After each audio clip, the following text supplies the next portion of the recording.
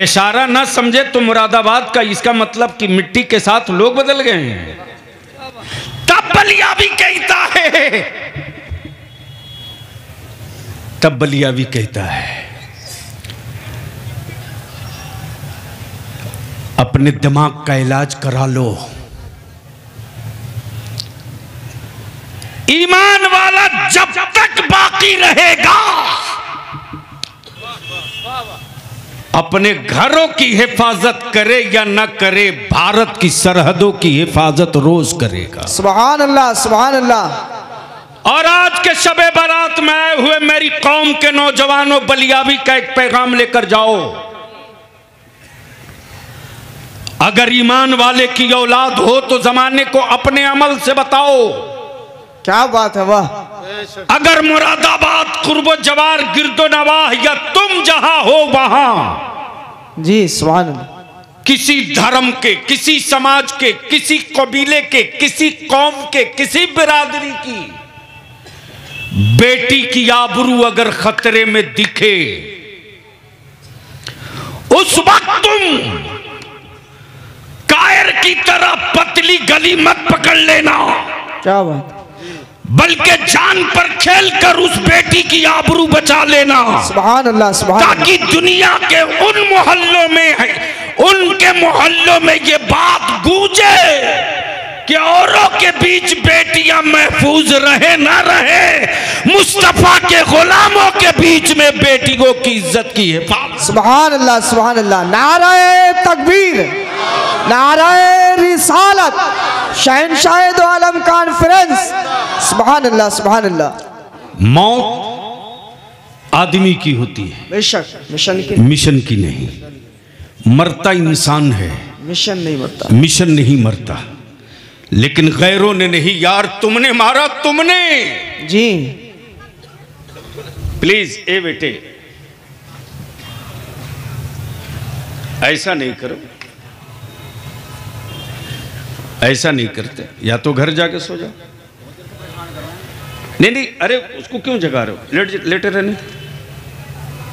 मेरे अजीज, ये निजात वाली रात है। बेशक, सुभान। अब तो बोल दो सुभान अल्लाह, ओए जोर से बोल दो सुभान अल्लाह। ये बख्शिश वाली रात है, सुभान अल्लाह, ये मगफिरत वाली रात है। सुभान अल्लाह। और पूरी रात तकरीर ना मैं करूंगा ना आप सुनोगे जी, बल्कि रात का वो पहर आने वाला है जब मुसल्ला हो बंदा हो, सुभान अल्लाह, सुभान अल्लाह, सजदा हो मौला हो, सुभान अल्लाह, सिसकिया हो उसकी रहमत हो, सुभान अल्लाह, मेरी चीखें हो उसका करम हो, सुभान अल्लाह, मेरा दामन हो उसकी अता हो, सुभान अल्लाह, मेरी फरियाद हो उसकी सखा हो, सुभान अल्लाह, मेरे जुर्म हो उसकी माफी हो, सुभान अल्लाह, मेरे गुनाह हो उसकी बख्शिश हो। सुभान अल्लाह। अगर ये कर लिए तो रात वसूल हो गई। सुभान अल्लाह, सुभान अगर अल्लाह। ये ना कर सके तो ये रात रात रह गई, हम किसी काम के न रहे। बेशक,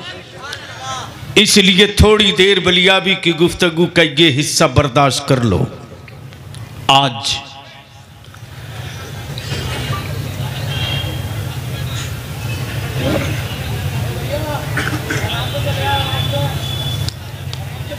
वैसे भी मुहर्रम में मुसलमानों के बच्चे रात भर कब्रिस्तान घूमते हैं। अब पता नहीं आपके शहर में पटाखा उड़ाते कि नहीं उड़ाते। हाँ करते हैं। अगर पटाखा नहीं उड़ाते तो अल्लाह का शुक्र अदा करो, वरना कुछ शहरों में तो लगता है जिसे समझ ही में नहीं आता है कि हम मुसलमान के मोहल्ले में आए हैं या कहीं और आए हैं। हज़रत मुफ्ती साहब, जो मैंने एनालिसिस किया है और जो रिपोर्ट मैंने निकाली है बड़ी डीपली जी। अब तो बलियाबी जलसों में तकरीर करने से बहुत भाग रहा, जब बहुत फंसता तब कहता कि चलिए आ जाऊंगा, वरना सच ये है कि अब जलसों में जाने में डर लग रहा है। इसलिए कि जो ज़रूरत की चीज़ है उसकी तरफ अब मेरा फोकस नहीं बच गया है, बल्कि पूरी कौम अकीदत की तरफ टूट पड़ी है, ज़रूरत छूट गई है जी। और सच ये है कि जब ज़रूरत मुकम्मल होगी तब अकीदत जवान दिखेगी। बेशक। लेकिन यहां कौन समझाएगा मुसलमान को? अरे इस्लाम ने भीख मांगकर ज़कात देने का हुक्म नहीं दिया। जी बेशक। इस्लाम ने कर्ज लेकर हज को जाने को नहीं कहा। जी। इस्लाम ने भीख मांग करके उम्रा करने की बात नहीं की। लेकिन यहां तो अजीब आफत है साहब, उम्रा पर जाने से पहले एक दावत। बोलो सही है कि गलत? अरे बोलो ना, जोर से बोलो, सही है कि गलत? 1 लाख रुपया उम्रा पर खर्च तो 7 लाख रुपये की दावत। उम्रा से लौट कर आने के बाद फिर एक दावत। मैं तुझसे हाथ जोड़ के भीख मांग के कहता हूं, अल्लाह के वास्ते मत जाओ सर्ज़े मुक़द्दस पर। बेटे ने स्मार्टफोन दिया है, वहां से जाकर तस्वीरें भेजते हैं।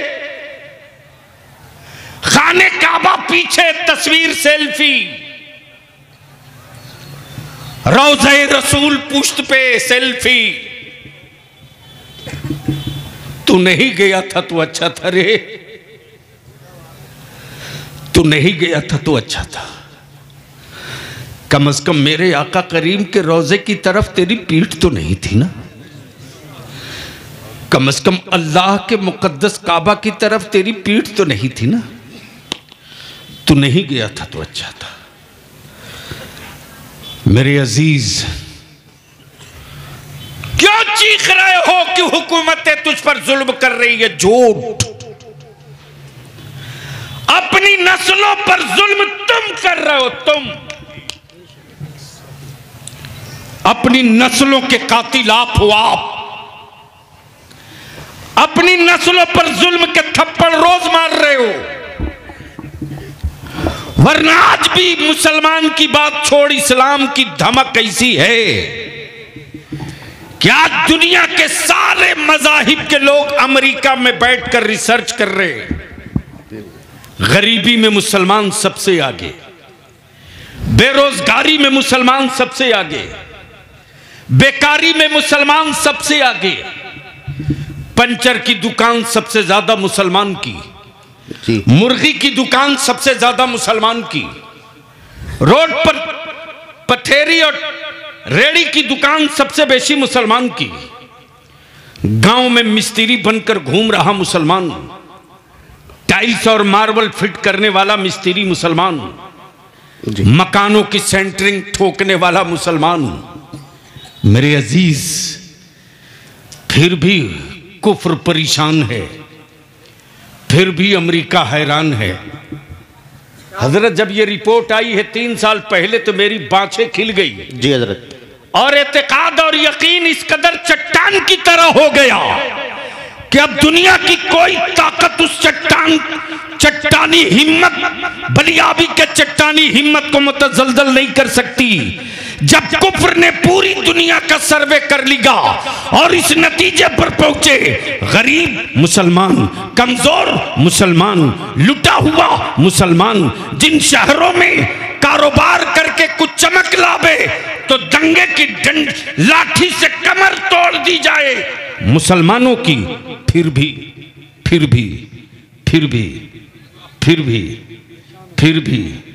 बोलो जी, बोलो, अरे बोल जोर से, डर मत।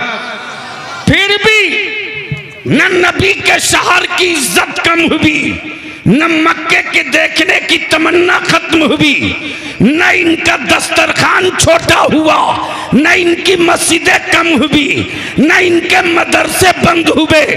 तब बलिया भी कहता है, अरे काफिरों, अपने अपने मतलब से जरा होश की दवा तो ले लो।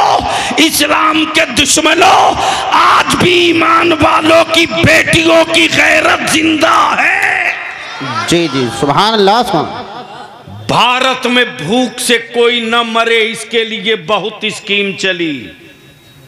जी सैयद साहब जी, लाल कार्ड, पीला कार्ड, अंत्योदय, अब तो फ्री में फिर भी अखबार लिखता है कि फला स्टेट के फला ब्लॉक के फला तहसील के फला गांव में 5 आदमी भूख से मर गया। लेकिन चुनौती और चैलेंज है बलियावी की, आज तक पूरे भारत में कोई एक अखबार ये खबर ना छाप सका कि किसी मदरसे का कोई गरीब बच्चा भी भूख से मरा हो। जी जी जी जी हजरत, बहुत उम्दा। बात इस पे हो रही है कि गरीबी के बावजूद भी, और माफ करना, हमारे मदरसों पर जो सत्ता के सनके हुए बुलडोजर घूम रहे हैं ना, गूंगी ईंटों से डर नहीं लग रहा,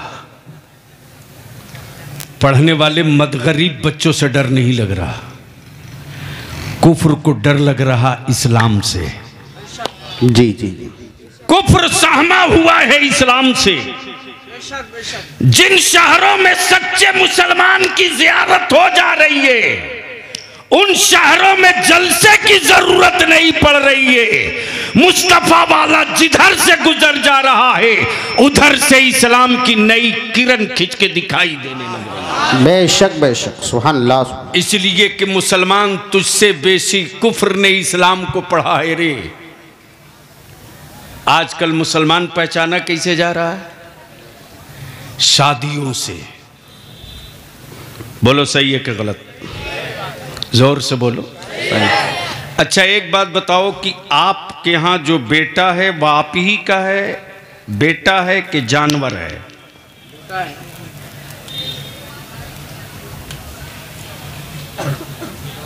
अरे जो आपका बेटा है वह आपका बेटा है कि जानवर है?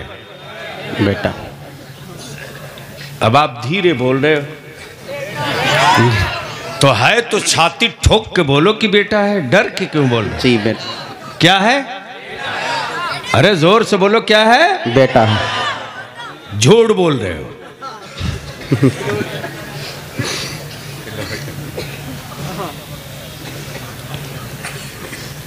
धरती पर पापी से पापी आदमी भी होगा ना,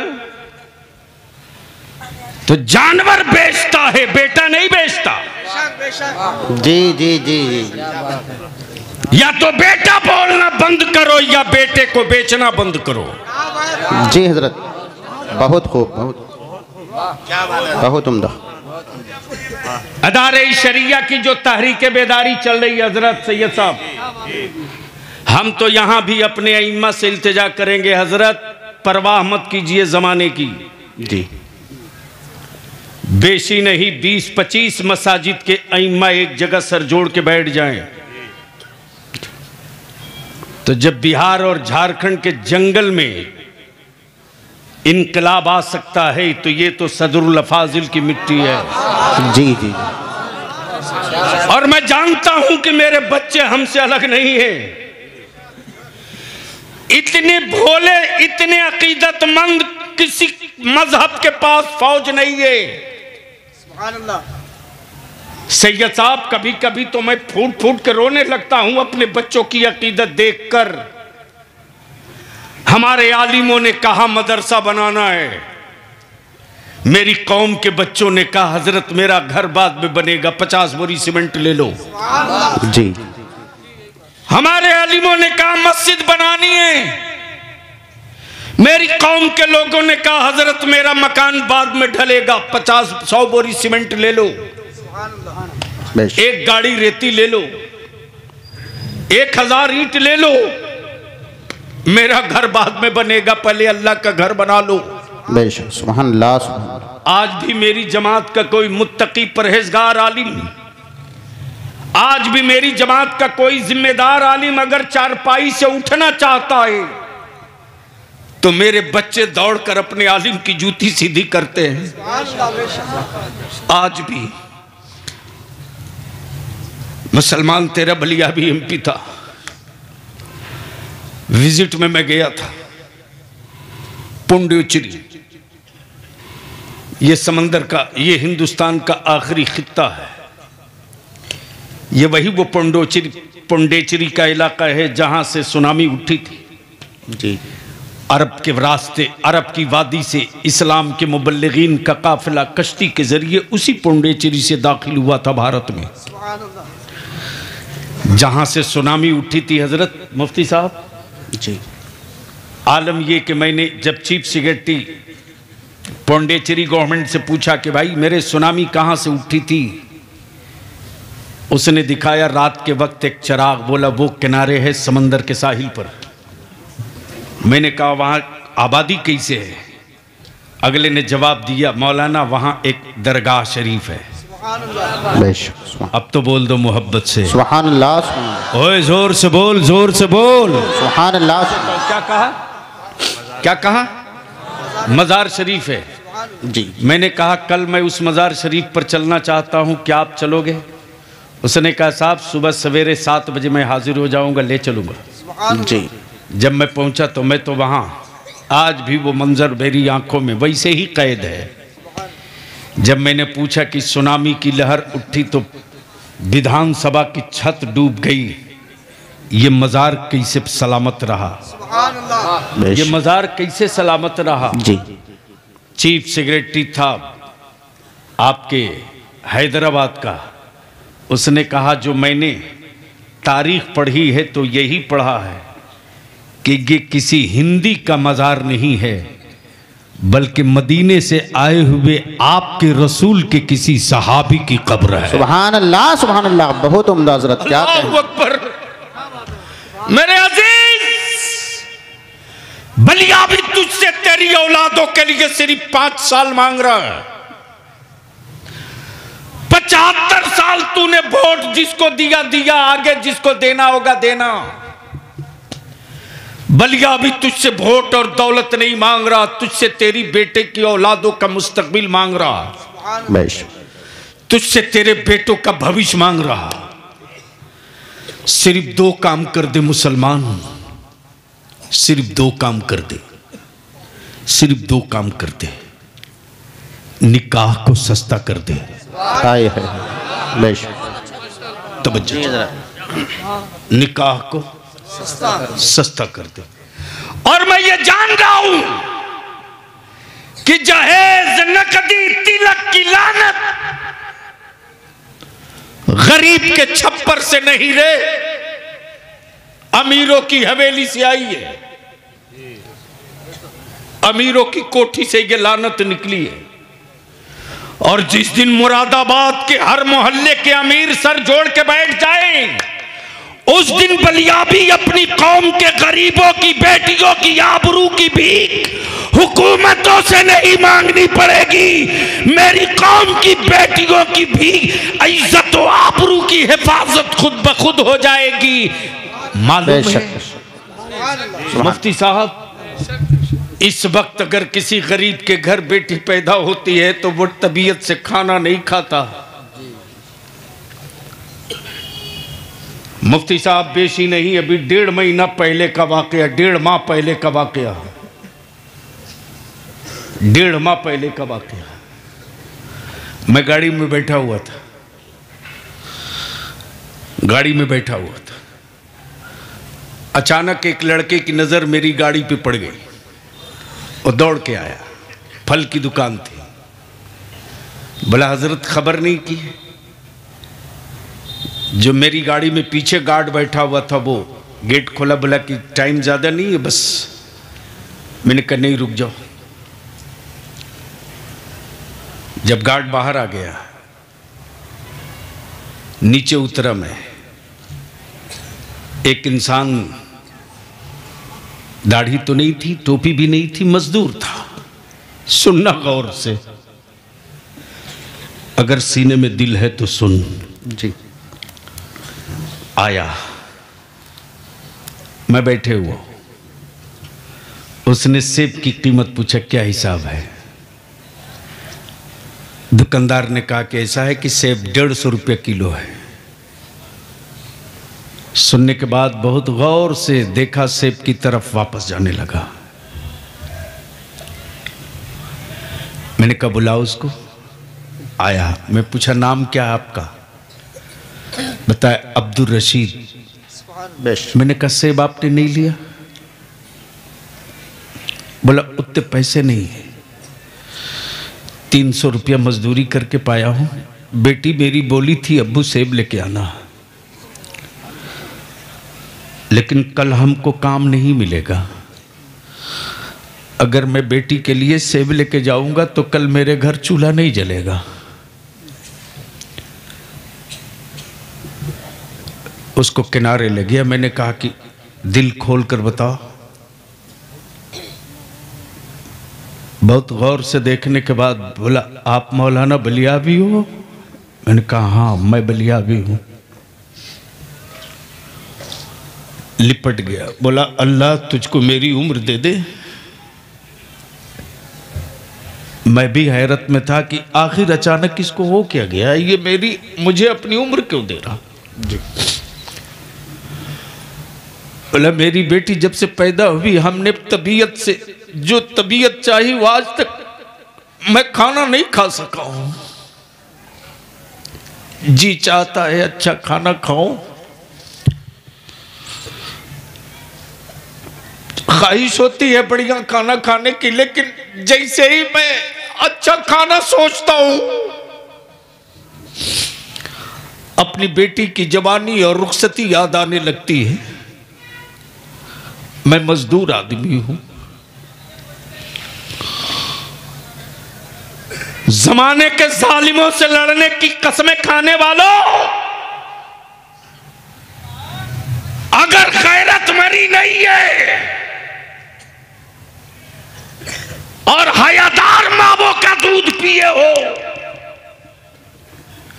तो मावों के दूध की गैरत की आबरू बचाओ। अपने अंदर के जालिमों से लड़ो। जिस दिन अंदर के लालच के जालिम को पटक दोगे उस दिन भारत में कोई माई का लाल तुझको पटकने की हिम्मत नहीं जुटा पाएगा। जी जी जी हजरत या रसूल या अली जिंदाबाद अल्लाह या रसूल। होश में नहीं आओगे आप तो कब आओगे? इसी गाजीपुर बॉर्डर पर एक आदमी ने कह दिया मुझको प्यास लगी है, पानी पिलाओ, पानी पिलाओ। हरियाणा के हर गांव से पानी लेकर उसकी कौम के लोग चल पड़े। मुफ्ती साहब लोग इसको दूसरे चश्मा और एंगल से देख रहे थे और मैं इसको दूसरे रंग में देख रहा था। मैं ये देख रहा था कि इस कौम में क्या यूनिटी है साहब, इस कौम में क्या इत्तेहाद है।